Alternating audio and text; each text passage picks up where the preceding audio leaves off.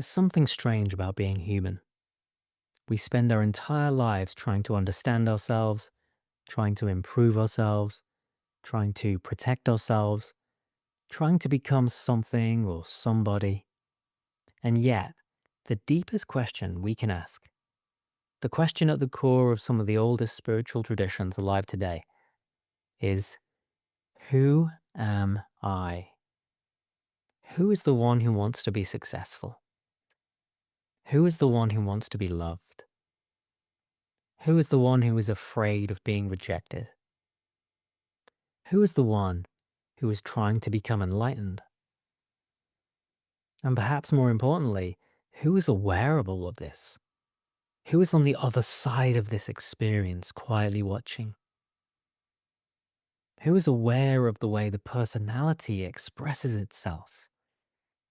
Who is the knower, quietly witnessing this experience?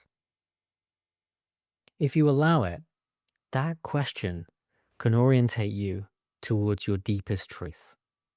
It can crack you open in a way that's beyond anything the conditioned mind can imagine. Because authentic awakening isn't about becoming a better version of yourself. It isn't about becoming skilled at meditation and reaching some transcendent state. It's not about vibrating higher. It's about discovering who and what you are before the mind creates the story of you. That's why some teachers say bizarre things like find out who you were before you were born, or they ask you to meditate on a weird sounding question like, what was my original face, the one I had before my parents were born? You see, questions like that are designed to help you go beyond conceptual thinking in order to help you experience your true self.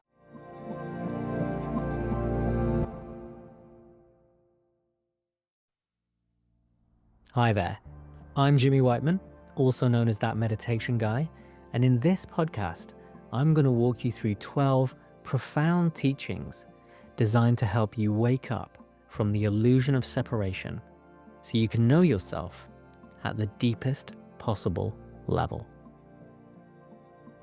Part 1. What is the ego?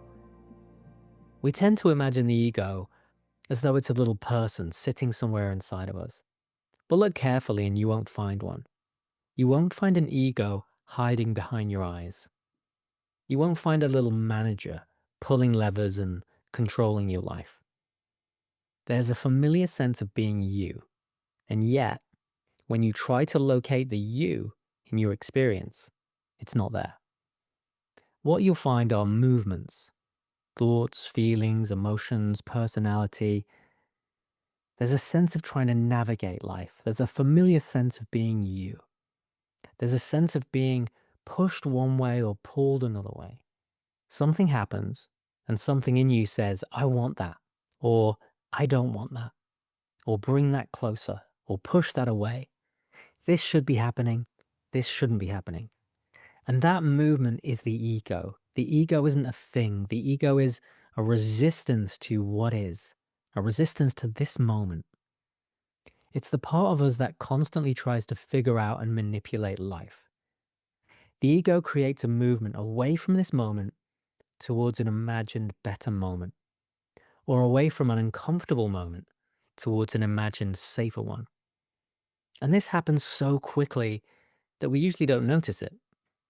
Someone criticizes you, and before you've even consciously decided anything, there's a movement inside. Defend yourself. Or if somebody ignores you, it's like, quick, make them like me.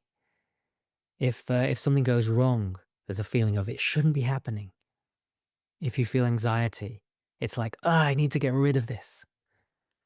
And when you experience pleasure, it's like, oh yeah, I want more of this. Give me more. And gradually, this constant movement of pushing and pulling creates the feeling, I am a separate person living in a world and all of this is happening to me. So let's investigate that. Part 2. You are not seeing the world, you are seeing your own personal version of it.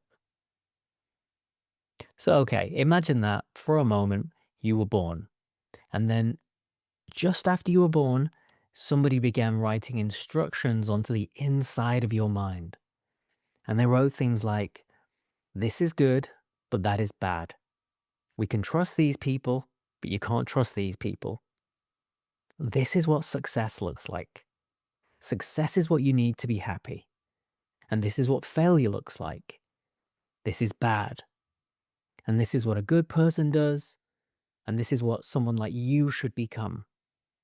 And then life just kept writing. Your parents wrote something, the teachers wrote something, friends and the culture got involved. All of your painful experiences wrote something on the inside of your mind. All of your relationships added to this.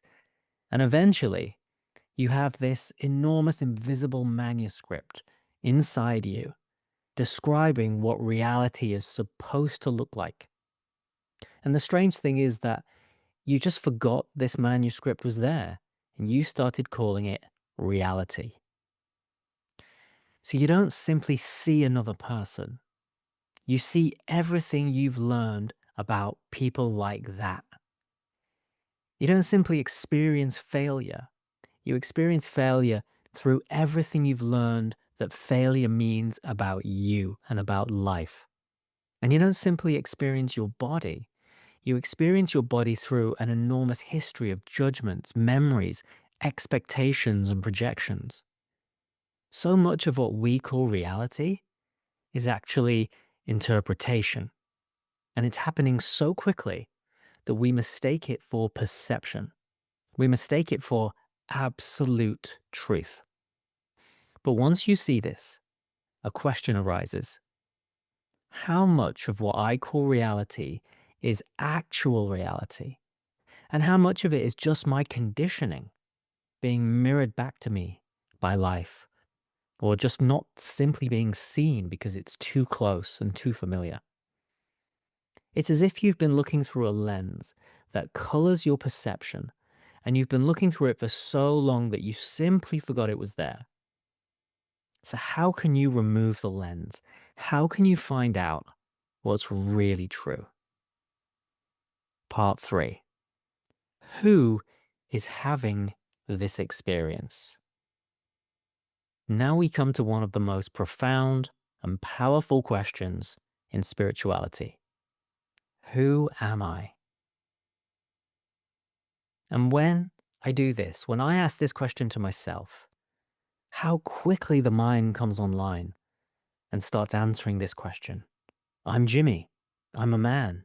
I'm a meditation teacher. I'm a husband. Some days it's I'm successful. Other days I'm unsuccessful.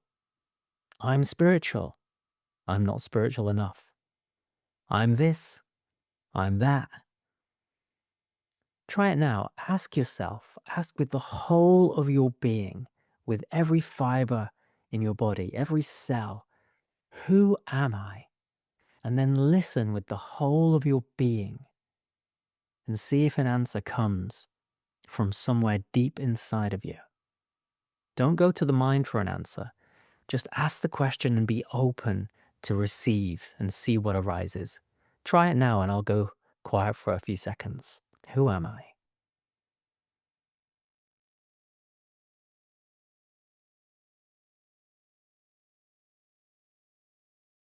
When you first start with this kind of inquiry, the mind usually stays on the surface, throwing out things that you know about yourself or ways in which that you judge and evaluate yourself.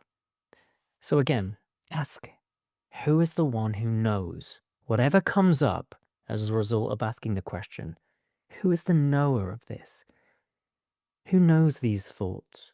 If feelings come up, who is the one who knows the feeling? Sensations are here, but who knows the sensations? Memories, images, the feeling of being you. Who is experiencing all of this? Who or what is it that is on the other side of this experience? Don't answer too quickly, because the moment you say, I am awareness, or some other spiritual thing, I'm a soul, I'm consciousness, you've created a concept, an idea, a label. There's no word that is ever gonna answer the question, who am I? So if your mind brings up a word, that's not it. If you watch a YouTube video and somebody says you are awareness, that's not it. That's not a direct experience of the truth of what you are. That's a concept. And words and concepts are not the truth. The truth that I'm talking about here is a direct experience, a direct knowing. So all of the words and all of the explanations that people like me, let's face it, give on the internet, they're signposts. They're a signpost pointing towards something that cannot be named. But a signpost pointing towards the ocean, for example, isn't the ocean. The word water won't quench your thirst, and the word awareness won't reveal what awareness actually is. So this inquiry isn't about finding a logical answer.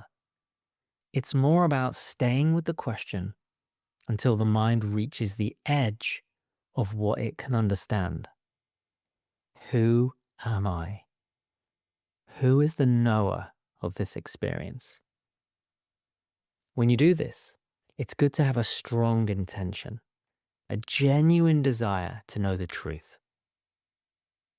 But you also need to be open, surrendered, willing to receive an answer from beyond the intellect. If your mind says, I don't know, that's good. Stay there. That's a good place to be. Being in the place of don't know is like being an empty vessel, just waiting to be filled. And people tend to wake up in different ways too. When I use the phrase wake up, I'm not talking about a vague insight. I'm talking about a shift in consciousness that completely changes your sense of identity. And that change goes right down to the very core of who and what you take yourself to be fundamentally. And for some people, it can be quite gentle. It can be like a small glimpse beyond the veil. For others, it's a deeper immersion where the ego self dissolves completely and there's no ability to self-reference for a while. So if you ask someone who's just got the answer to the question, who am I? If it's a really deep immersion, they'll probably say, I don't know who I am. Or they'll just stare at you in amazement. Because although awakening is experienced in different ways by different people, it's always surprising and it's always satisfying. And this kind of awakening is known in Zen Buddhism as kensho, which means to see your true nature. But of course, this experience doesn't belong to Zen Buddhism. It doesn't belong to any spiritual tradition. It's something that happens to a human nervous system or a consciousness. Now, other spiritual traditions have different techniques and approaches, and they use different names to talk about it. But ultimately, you must understand that the words will always fail to describe what awakening really is. Words can only point to or talk around it. I mean, I like to say it's like being freed from a prison I didn't even know I was in. But you have to find out what I really mean by that in your own direct experience. Part 4. Awakening isn't becoming something new.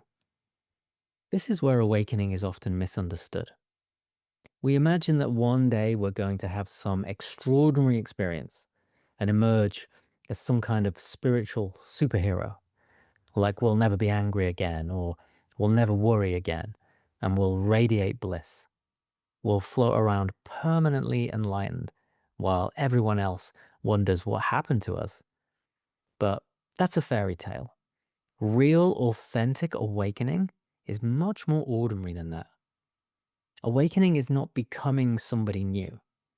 It's seeing through the illusion created by your mind that you are fundamentally a separate somebody, an ego self. And even if you get the answer to the question, who am I? And you discover your true nature, eventually the ego will return. After awakening, your name will still be the same, your personality will be the same or maybe similar, your history will still be the same, your body's the same, your preferences will probably be quite similar, and you'll still do dumb stuff like you'll lose your keys and you'll get annoyed.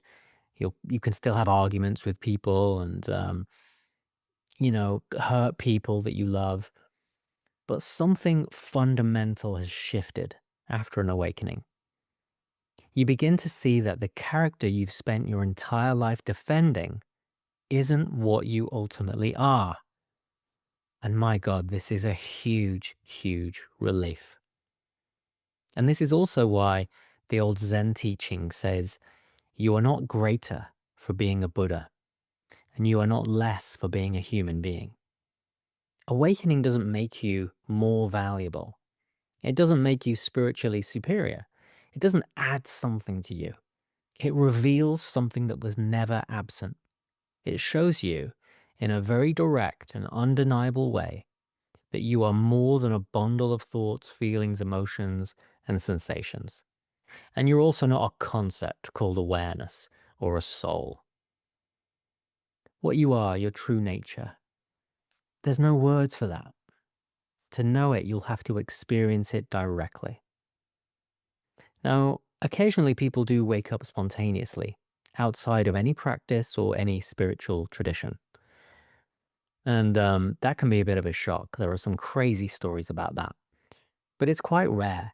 Mostly, as far as I can tell, the people who wake up are made ripe for it by the practices and by the teachings. So that's why there's this old saying, awakening is an accident, but spiritual practice makes you accident prone.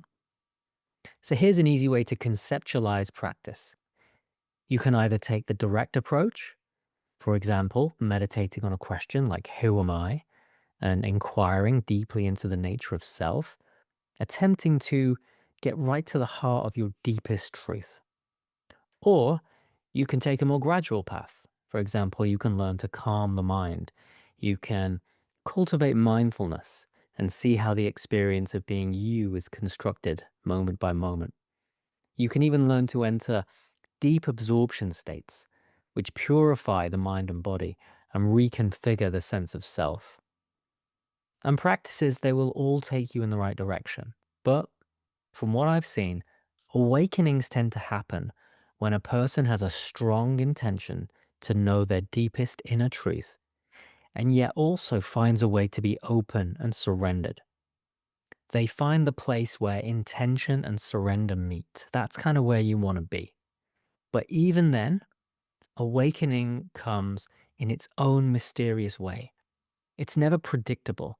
It's a spontaneous happening. It's grace. It's always surprising and always satisfying. Part 5. You can't unsee what you've seen. Sometimes awakening comes like a door suddenly blowing open.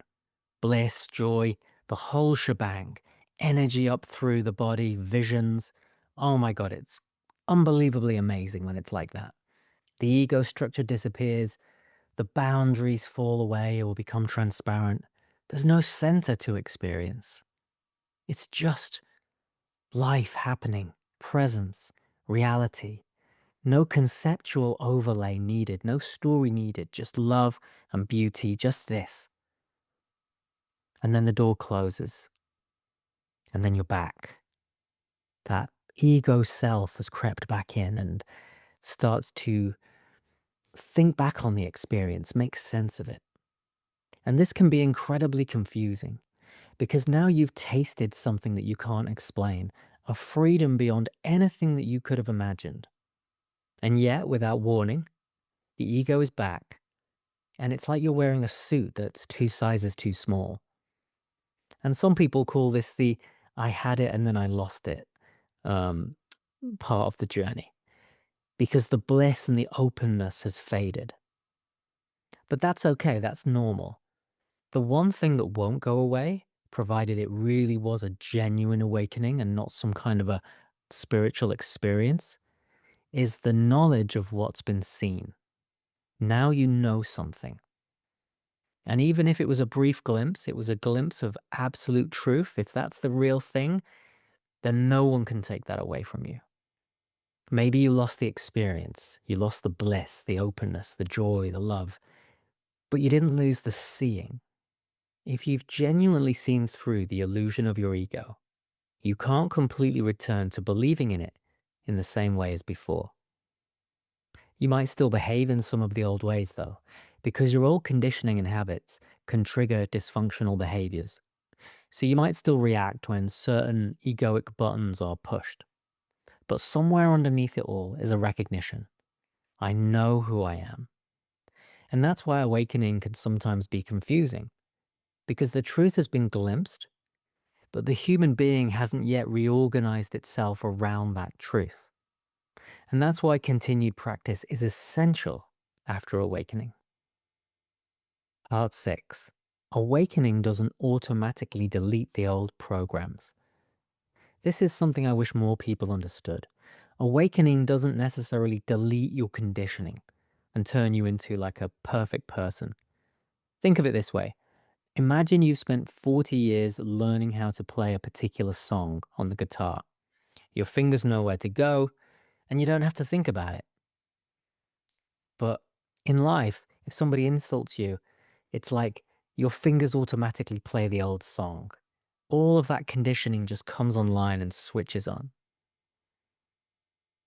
If somebody rejects you, you defend yourself. Someone threatens your identity, you attack. Someone withdraws their love, you chase them. Something feels uncertain, you try to control it. These patterns can be incredibly deep. An awakening can reveal that they are patterns. They're not fundamentally you. You're not broken, you're not wrong. You're just trapped in the patterns.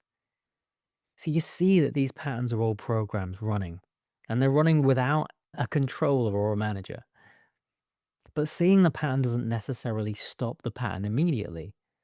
So after awakening, you might have the strange experience of thinking, I know this is just a thought, so why am I still reacting to it? I know this other person's judgment of me is their internal world. It's not really about me, but yet I still feel uncomfortable. Because understanding these things conceptually isn't the same thing as rewiring the mind-body system. So awakening shows you the machinery, but then the work is to learn to not be unconsciously run by it. And that work, as my teacher told me, will continue until you take your last breath. But it certainly gets easier and more effective after an awakening. So all the meditation, all the therapy, all the self-work that you do before awakening, it still matters. Whether you do it before or after, you still got to do it because you got to clean up the character. So even though awakening reveals that your deepest essence is beyond perfect and is untouched by the ups and downs of life, your surface self, your personality, and your behavior and your habits, they still matter. Because after awakening, you still live an ordinary human life. You'll just see it from a totally different perspective. Part 7. See the truth and then clean up the character. And this is where spiritual maturity begins. If awakening reveals the truth, then the question becomes how much of my life is actually aligned with what I've seen? Like, where am I still lying to myself and deceiving myself? Where am I still manipulating other people? Where am I trying to control how people see me? Where am I avoiding pain? Where am I protecting my image? Where am I blaming somebody for something that, I just don't want to see in myself? And where am I using spirituality to avoid being human? These questions aren't about becoming a better person so that you can finally deserve awakening. They're about becoming less obscured. You see, the deeper that you can go, the more obvious it becomes when something is out of alignment. And something then will feel very uncomfortable when you are awake but out of alignment. Because before awakening, some of our defensive mechanisms were completely invisible. we really couldn't see how much suffering we were creating for ourselves and others. But now we can. And so the work of cleaning up the surface level self begins, so that we can be a clear window for the deepest truth that we've realized to shine through. And the way to approach that will be unique for every individual, but it will likely involve some kind of shadow work. What are you not seeing about yourself? Or emotion work. What are you scared to feel? And are you still controlled by your emotions? And relationships, they can be the most triggering aspect of all. But what can your relationship reveal to you about you? What needs to be healed? Remember, this isn't about becoming perfect. It's about learning to embody your deepest truth so that you can be a clear expression of what has been recognized and discovered when looking deeply within. And so daily meditation becomes extremely useful here because it helps you stay present and tuned into the here and now. The ego doesn't really thrive in meditation because the meditation makes you present. And when you're present, the ego tends to have the volume turned down on it. So this will help you stop from falling back into old patterns. It reveals deeper and deeper insights into the nature of what you are and what life is. So regular meditation is absolutely key. And this is something that my teacher really emphasized after I told him about that first awakening. Part 8. Don't hide in the absolute. After awakening, there are some common traps that you might fall into. For example, you discover non-duality. You see that there's no separate self. You see that your true nature is pure love, bliss, and oneness. You see that everything is happening spontaneously. And you see that there's no individual controller behind life. You feel more free than you could ever imagine. And then you conclude, well, why should I bother doing therapy? Why should I bother working on myself? Why would I care about my behavior? I'm not even doing it. There's no one here to do it. There's no one here to do everything. It's all just happening. Everything is spontaneous and it's happening just as it is. And in one sense, that's all true. You can see that in a clear and profound awakening. But here's the paradox. That's the absolute view. It sounds profound, but without integrating the relative view, it becomes avoidance wearing spiritual clothing, also known as spiritual bypassing. Because yes, ultimately, there is no separate self. If an awakening is deep and clear, that's known in an undeniable way. And what you are is beyond anything the mind can imagine. And it really is all perfect. And yet, relatively speaking, you're still a human being. You still have a life to live. There's still a nervous system functioning. There's still relationships. Old wounds need to be healed. Consequences still have to be faced. You can still hurt people and create suffering. So don't use the absolute to escape the relative. Your humanity is not a mistake. Your humanity is a part of the mystery. Non-duality doesn't mean denying duality. Emptiness doesn't mean denying form. The absolute doesn't cancel the relative. They belong together. And this leads us into something pretty amazing. Part 9. Everything matters and nothing matters. This is one of the great paradoxes around awakening. Your life matters, and ultimately, it doesn't matter in the way your ego thought it did. Your relationships matter, your work matters, your body matters, your choices matter, and yet, none of them will ever give you the permanent security the ego is looking for. You exist, and yet you don't exist in the way that you thought. Relatively speaking, you're a person, a character with needs and wants. But from the absolute perspective, There's nothing to do and nowhere to go. There's form and there's emptiness. Emptiness is form, form is emptiness. There's birth and death, even though awakening reveals there is neither birth nor death, not for the truth of what you are. And the mistake is thinking that you have to choose one side. You don't. You can allow the relative to be the relative and allow the absolute to be the absolute. And after a while, the mind starts to let go. It stops trying to hold a fixed position. There's really nowhere to stand and nothing to hold on to, and that's okay. That's true freedom. The relative and the absolute are two sides of the same coin. Most people only ever see one side of the coin. Awakening reveals the other side. But don't fixate either of those views. Don't pick a side of the coin. This is important. Listen closely. Allow reality, whatever that is, to be bigger than any philosophy you or anyone else has about it. Everything matters, nothing matters. Don't fixate.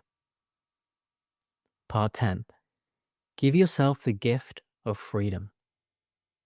As you begin to integrate and embody awakened consciousness, you begin to see where you're truly free and where you're still caught. Notice where you're struggling against reality. Stop trying to control other people's experience of you. Let people misunderstand you. Let people love you or hate you or approve of you or disapprove. Let them think you're wonderful or ridiculous. Let them have their opinions, their emotions and projections. You don't have to manage all of that. And this becomes especially important in relationships. Someone you love may be angry. You can listen. You can communicate. You can apologize if you've done something wrong. You can support them. But you don't have to fix their emotional state. Their emotions belong to them. Your emotions belong to you. And you can meet each other without taking ownership of each other's inner worlds or each other's wounds and traumas. So give the other person their freedom to be as they are, the good and the bad. In fact, give the whole world its freedom to be exactly as it is, the good and the bad. And if you can do that, something really extraordinary happens. You become free too. Because now, you don't have to spend your life trying to make people like you. You don't have to be who they want you to be. You don't even have to be who you were yesterday. You can be completely here, unfixated, unmanaged, unprotected, open, and totally alive. Truly, truly present and authentic and honest in this moment. Part 11. The price of freedom. Okay, so here's the catch. If you're going to give the world its freedom, then you have to give yourself freedom too. And that means being completely honest with yourself and with others.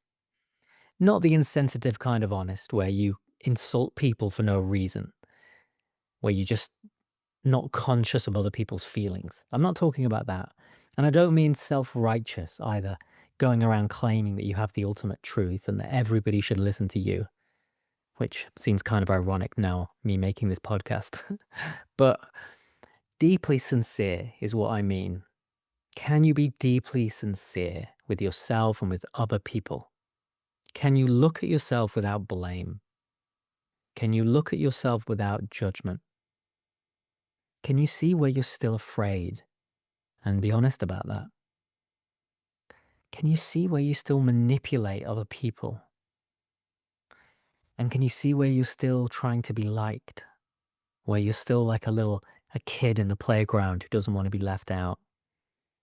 And can you see where you're using spirituality to avoid something painful, like we talked about earlier? Hiding in the absolute. Can you see where you're pretending to know more than you actually know? And can you see where you're attached to being seen in a certain way, as competent or successful, or even awake, enlightened? Ask yourself, how real can I be with myself and others? How sincere am I willing to be?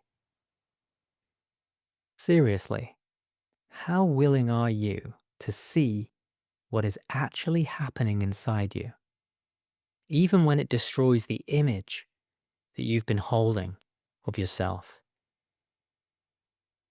Because this is where the pathless path, the journey of awakening, this is where it becomes real and grounded. Because awakening really is not a self-improvement program.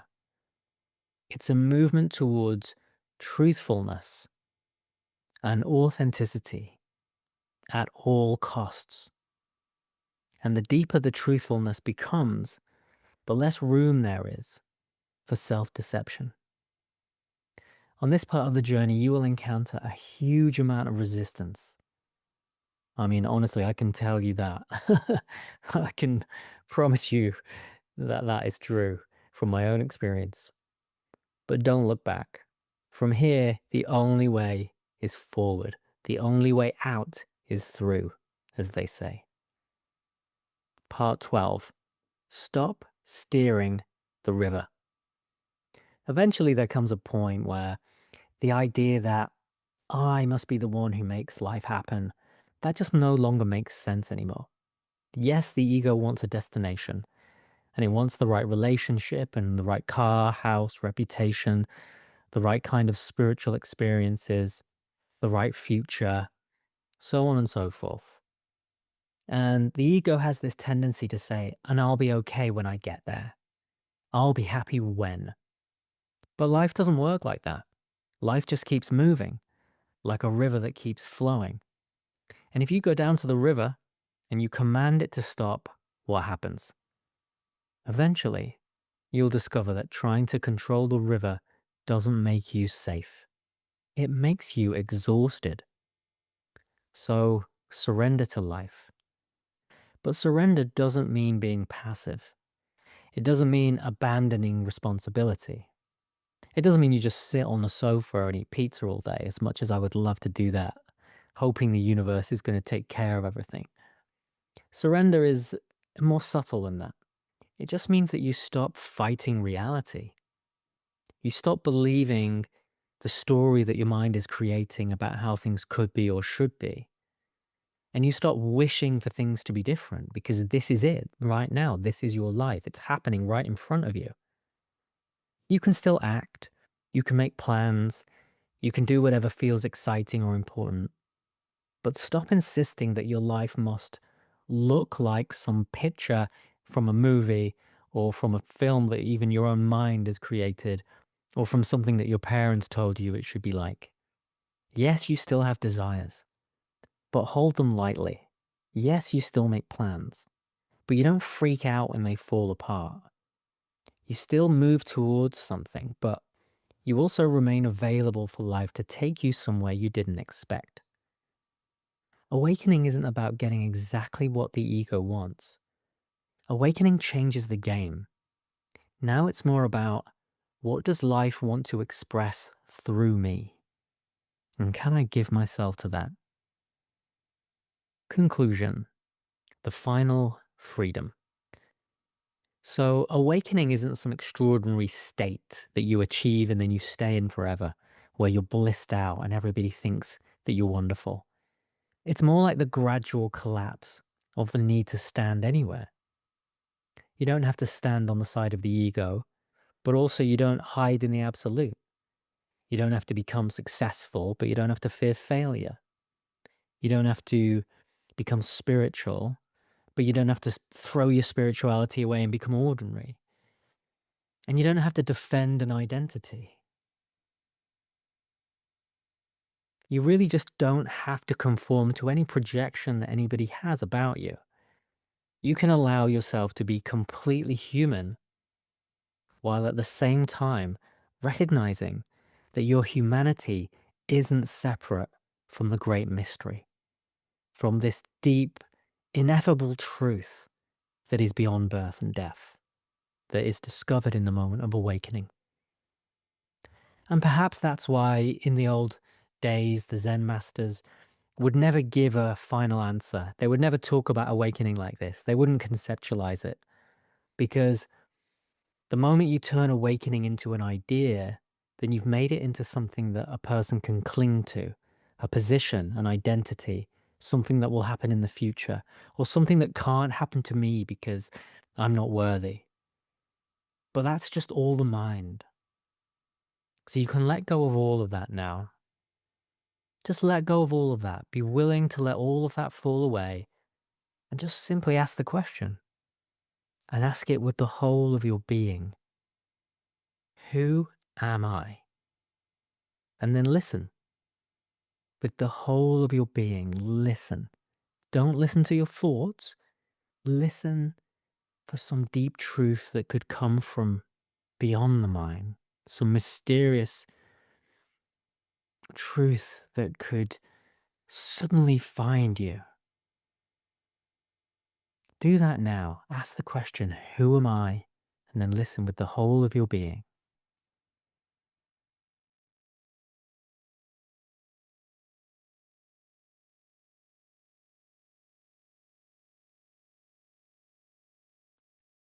You see, the truth isn't something you're going to construct. And it's definitely not something you're going to achieve. It's not hiding somewhere in the future. It's right here, right now, closer than your breath, closer than your own eyeballs. The reason people tend to wake up on retreats more than in their ordinary everyday life is simply because the retreat gives you more time to let go of all your identifications and to go deeply within. But people wake up outside of the retreat setting all of the time, because the truth is right here, right now, closer than your breath, closer than your own eyeballs. And if you're willing to become quiet enough and honest enough and sincere enough, you will see it. So are you willing to surrender your ideas about what is true in order to find out what's really true? Are you willing to find out who you really are?